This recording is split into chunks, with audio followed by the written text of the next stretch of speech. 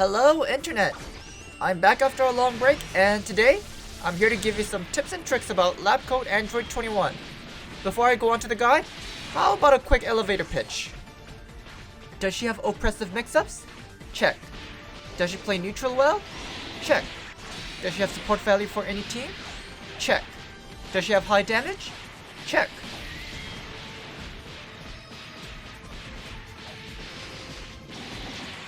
Does she have her own unique mechanic other characters don't have? Check. In short, she has everything. She can fit well in just about any part of the team. She doesn't have a lot of shortcomings.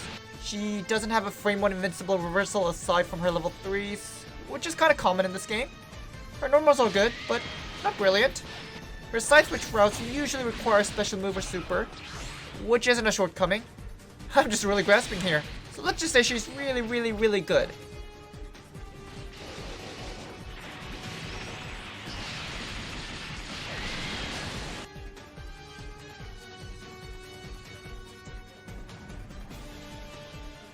Lab Coat 21's neutral game is quite good. She has a set of projectiles that can zone the opponent from anywhere on the screen. Her key blast can be done both from the ground and the air, and she has several ways to punish the opponent for committing to something like super dash or an advancing move.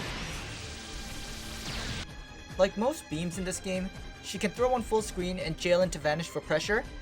Although this isn't something you should abuse too often, because otherwise, well, something like this could happen.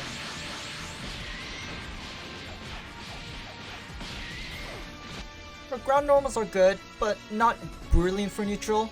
They have their uses, and they're good for pressure and mix-ups, and you can convert them into combos, but these situations can be a bit specific, so if you're looking for a character that can convert off of stray hits really well, I think there's better characters for that.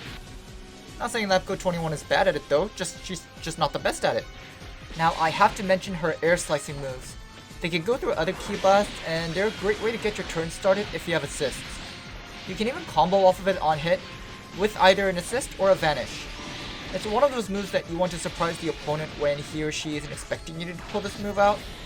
You can Tiger Knee this move and recover quicker, but your opponent can anti-air you if they're looking for it.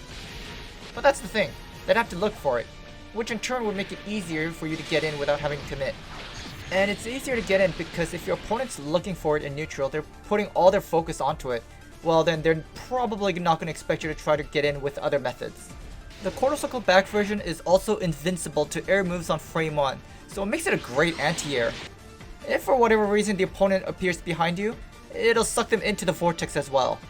This move can also be used to escape the corner, but it's not perfect. It can be caught by the opponent calling it out by backing off and using super dash, but then the opponent would have to give up the corner and also their turn for this to happen. Well, then that's when you can plant an image in their head and get your turn started. Maybe one more thing I can mention in neutral, and this is something you should just use once in a while and not base your whole game plan around it. You can sometimes pull out a barrier if you know a move is coming, and you can cancel any special move that the barrier has an impact on. Again, it's not something you want to base your whole game plan around, but hey, it's good that you have it.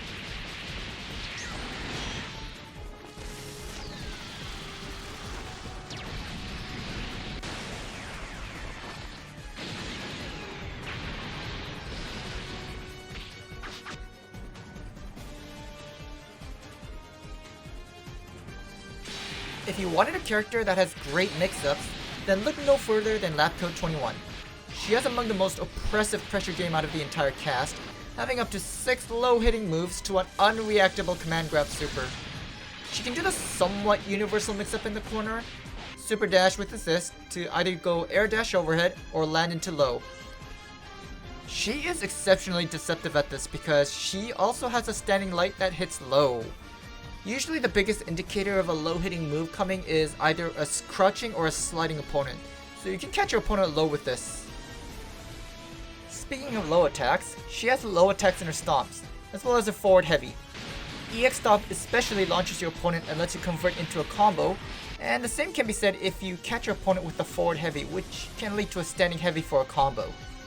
All of these low attacks complement her deadly command throw game, the level 1 super done with quarter circle forward, heavy and special. This is a 21 frame command throw, which is super fast. Just for context, Z Broly's medium command grab starts up in 24 frames, and not many people react to this in time. You'd have to hard read and escape the situation. This super is deadly because it permanently nerfs the opponent's point character damage by 21%, while buffing your damage up 21%. So just the threat of the super will make the opponent want to try to escape, and that's where all of these low attacks come in. It can really put the opponent in an uncomfortable guessing situation between having to risk eating a command grab and that permanent damage nerf, versus eating a combo that can lead to a sizable chunk of damage.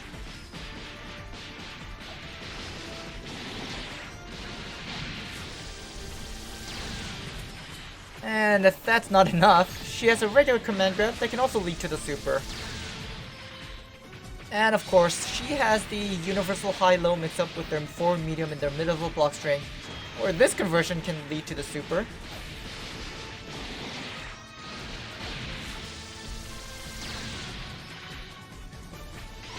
Any conversions that she makes off her lows can also lead to the super.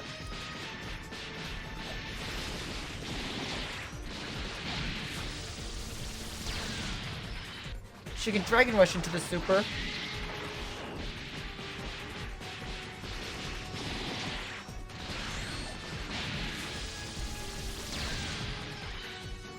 So she's a character that will make you feel uncomfortable once she gets in close, which isn't too difficult given her toolkit.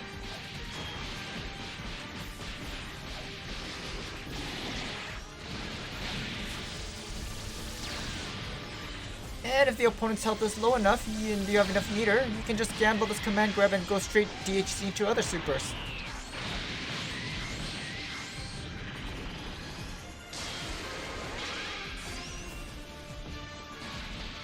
Her post level 3 Oki isn't the greatest, but they're not the worst neither. She can go for an instant air dash jump heavy for an overhead, or she can instant air dash with jumping light and go into a low attack for a 50-50. The opponent will probably see a jumping attack coming and try to block high but get cooked low. Another post level 3 mix-up she can do with either one of her level 3 supers, and she can only do this in the corner, is to either catch the opponent with a 5LL, or you can buff her 5LLL auto combo into a grab. The former will catch opponents trying to jump or mash buttons on wake up, while the full auto combo will catch opponents trying to either block or reflect. If you manage to land a level 3 into the corner, you likely did enough damage where the next hit could probably lead to a KO, providing you have enough meter to do so, that is.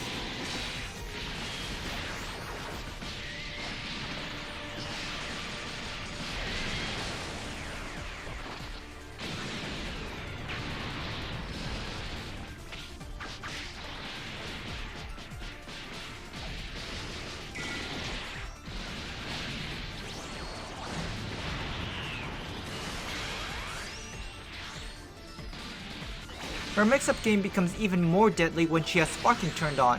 She can go into a beam and immediately vanish cancel, and you'll still get your turn to apply mix-ups. There's all sorts of variations you can go with this, so experiment around.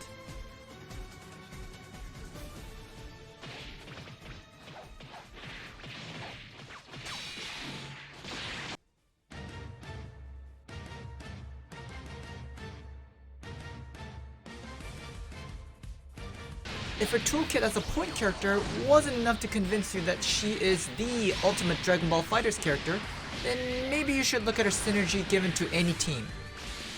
She can work pretty much in any role, as a point, mid, or anchor. With all of the neutral tools, mix-ups, and damage potential she has as a point character, made even deadlier with assists, she can also moonlight as an anchor. Her A assist can provide enough block stun for most characters to go for mix-up or pressure.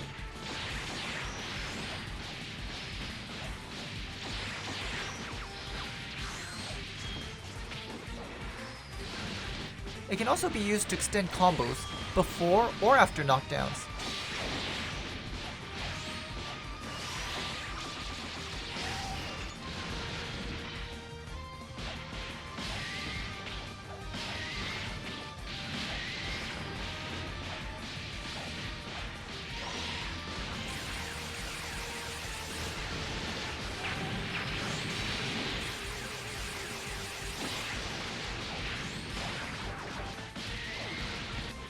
Her B assist is good for players that like to play more cautious, like when they just need somebody to help them cover them in a neutral.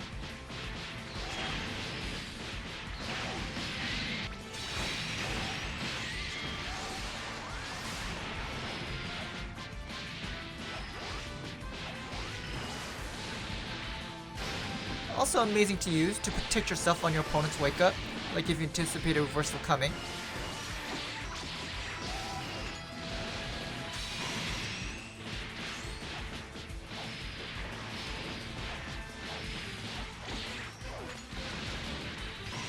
Lastly, the C assist is also quite flexible. You can just use it as a beam assist, or more importantly as a way to extend combos. It doesn't necessarily track the opponent, but hey, for what it does, it actually does a pretty good job at it, so I have no complaints.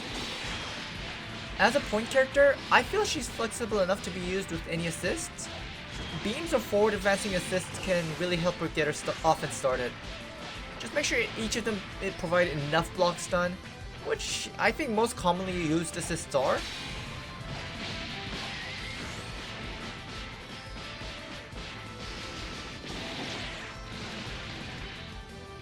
Any assists that can also mask her incoming mix-ups like a command grab can work really well too.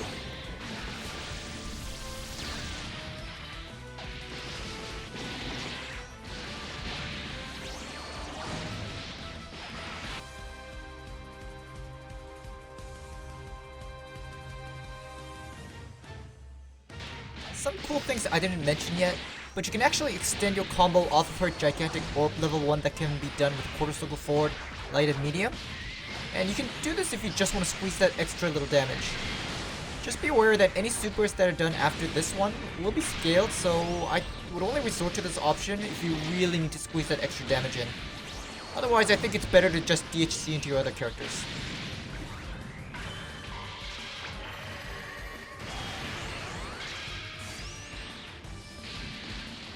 I know this is a pretty important tool that I missed talking about earlier, but I did show it off. But you can extend your combos off of sliding knockdowns with the Stomp. This can lead to horrendous damage that most other characters don't have access to.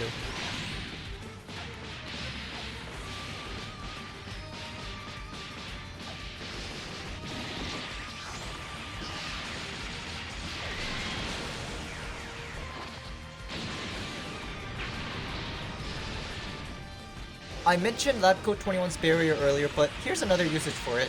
If you end up having to block the opponent's vanish for whatever reason, you can take a gamble and use the barrier, and even the fastest normal attacks won't be able to catch you on your initial startup frames. Now this barrier does have a ton of recovery, so your opponent can hard bait it and blow you up for trying. That said, your opponent would have to give up their turn to hard bait it, so you can also gamble here by stealing theirs.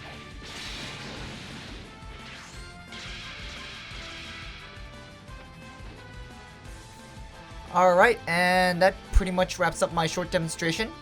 I've been wanting to make this video less than 10 minutes, but that obviously didn't end up happening, so haha. Anyway, so it's been almost 3 years since I released my last content, and unfortunately real life stuff happened, so I've been MIA for a few years, but I think I'm ready to return now. If you enjoyed this content, please subscribe to this channel and like this video. Thanks for watching!